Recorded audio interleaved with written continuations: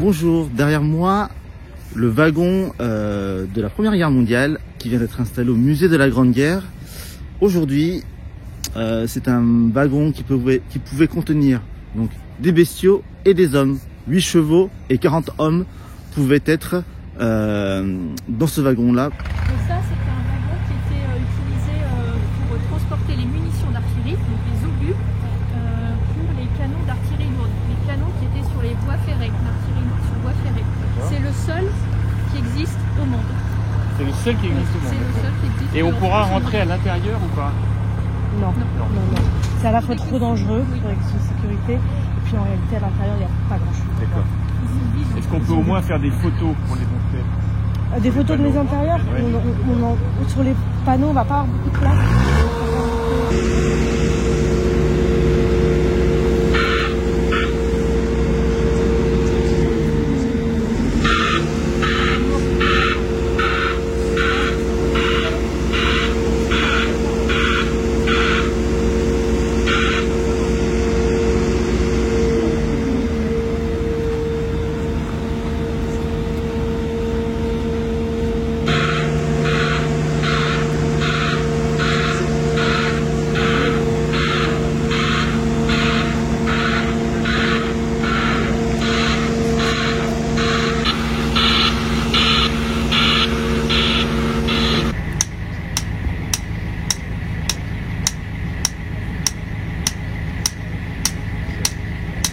Pour rappeler un peu l'origine de tout ça, il se trouve que Jean-Pierre Vernet, que vous connaissez tous, qui a été le propriétaire de cette collection exceptionnelle qui nous a permis de faire ce musée et qui est resté conseiller scientifique du musée, m'avait alerté depuis de nombreuses années sur le fait que ces wagons étaient voués à la démolition. Ce sont les 2 derniers exemplaires, ou quasiment, parce qu'il en reste très peu, 2 derniers exemplaires de ces wagons qui ont servi en 1914, l'un au transport de munitions et l'autre au transport des hommes ou des chevaux. C'était une autre époque, il y a plus de 100 ans. Et donc Jean-Pierre Vernet m'avait dit que ce serait vraiment bien qu'on puisse garder ces wagons, parce que sinon ils vont être démolis, il n'y aura plus aucune mémoire de cette histoire. Et donc on s'est mis en quête de convaincre tout le monde, en fait, d'accepter l'idée, d'abord qu'on les récupère, et ça a été fait en partenariat avec le musée du Génie d'Angers, donc ils ont bien voulu accepter de nous les mettre en dépôt, en échange de quoi nous on les restaure. On a sollicité des mécènes qui ont tout de suite répondu présent.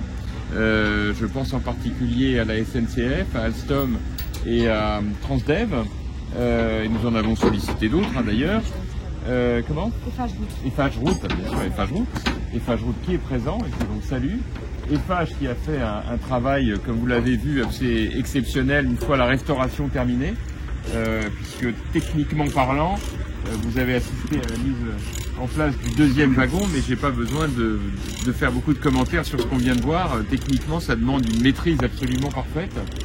Donc là, on a vraiment bénéficié du talent des hommes de l'art. Donc vraiment, félicitations à vous, parce que c'est un super boulot. Et donc voilà, donc ces wagons, ça y est, le projet voit le jour, et je m'étais engagé à ce que ce soit le cas pour l'inauguration du 11 novembre 2023, et donc voilà, ils seront là pour le 11 novembre 2023, en même temps que l'inauguration du monument américain, dont on est en train de finaliser les dernières étapes de restauration, et que nous inaugurons également, là pour le coup, le 10 novembre, au soir, avec un petit mapping. Voilà, et puis après, on donnera le coup d'envoi de la construction de la tranchée, puisqu'on fait une tranchée illustrant ce que vivaient les poilus de la guerre de 14, en dessous du musée, qui fera une centaine de mètres de long, et qui là, pour le coup, montrera vraiment aux visiteurs comment c'était la vie dans les tranchées en 14-18, et donc ça va être évidemment un moment important. Voilà, donc on est très heureux de vivre ce moment, parce que c'était très attendu. Autrechex, bonjour. Alors, vous venez d'installer donc ces musées, vous venez d'installer les 2 wagons qui vont être inaugurés donc le 11 novembre. Qu'est-ce qui est prévu autour de ces pièces? Alors autour de ces pièces, on va prévoir bien sûr ce qu'on appelle un cartel, un panneau d'information qui va donner des informations historiques sur les wagons. Et sur ces cartels, il y aura des petits QR codes que vous pourrez flasher avec votre téléphone portable qui vous permettront de voir 2 vidéos de réalité virtuelle où vous verrez les wagons utilisés comme ils pouvaient être utilisés à l'époque pendant la Grande Guerre. Alors, ces wagons ont une histoire. Est-ce que vous avez une anecdote sur ces wagons en particulier? Alors c'est un peu compliqué parce qu'en fait on ne sait pas exactement. C'est très compliqué, il n'existe pas d'archives qui permettent de tracer l'histoire d'un wagon pendant la Grande Guerre. Donc des anecdotes sur cela particulièrement, non, je n'en ai pas à vous raconter, mais moi ce que j'ai en tête, c'est, je ne sais pas si vous voyez ce grand tableau à la gare de l'Est, une scène de mobilisation en août 14 où on voit les soldats quitter leur famille pour monter au front, et moi c'est vraiment à ça que ça me fait penser, à cette grande période de mobilisation, c'est août 14 où les gens pensaient pour partir pour peu de temps et finalement la guerre a duré plus de 4 ans. Donc elles servaient à transporter donc des bestiaux, donc des hommes et des chevaux, voilà. Principalement. Donc c'est-à-dire 4 chevaux, 8 chevaux, 40 hommes et 8 chevaux.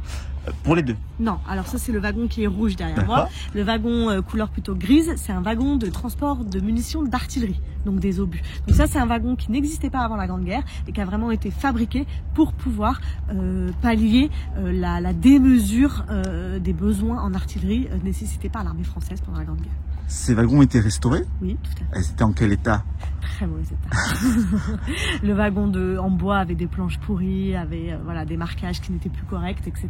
Et le wagon de transport de munitions était tout corrodé, il y avait de la rouille partout, c'était vraiment en mauvais état. Vous avez fait appel à des ateliers français? Un atelier français, les ateliers de Joigny qui se trouvent dans Lyon et qui sont spécialisés dans la maintenance et l'entretien de wagons de toutes sortes.